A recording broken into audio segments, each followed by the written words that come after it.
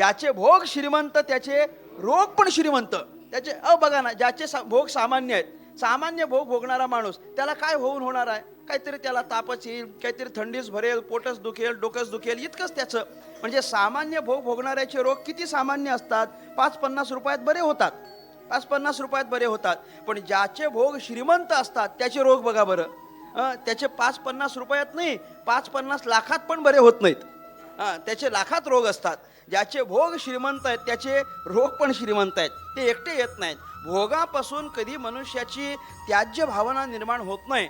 भोगाचा त्याग व्हावा असं माणसाला वाटत नाही. उलट अधिक अधिक अधिक अधिक भोग भोगण्याकडे माणूस प्रवृत्त होत असतो.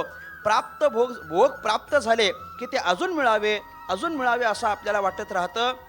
या सगळ्या गोपाळांनी, गवळणींनी पहिली गोष्ट काय केली असेल तर त्या भोगांचा त्याग केला. याची लागी हो त्यजियले भोग, भोगाचा त्याग आहे.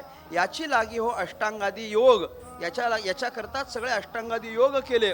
याची लागी हो केले नाना याग, अनेक पद्धतीचे याग आहेत, योग आहेत, विषयांचा त्याग आहे, भोगांचा त्याग आहे. हे सगळं केलं असेल तर कुणाकरता? केवळ भगवंताकरता केलेलं आहे. गवळणींना भगवंताकडून संगतीचं सुख आणि प्रसाद जर मिळत असेल तर ते सहजासहजी मिळालं नाही, त्याच्याकरता त्यांना विशेष साधना करावी लागली.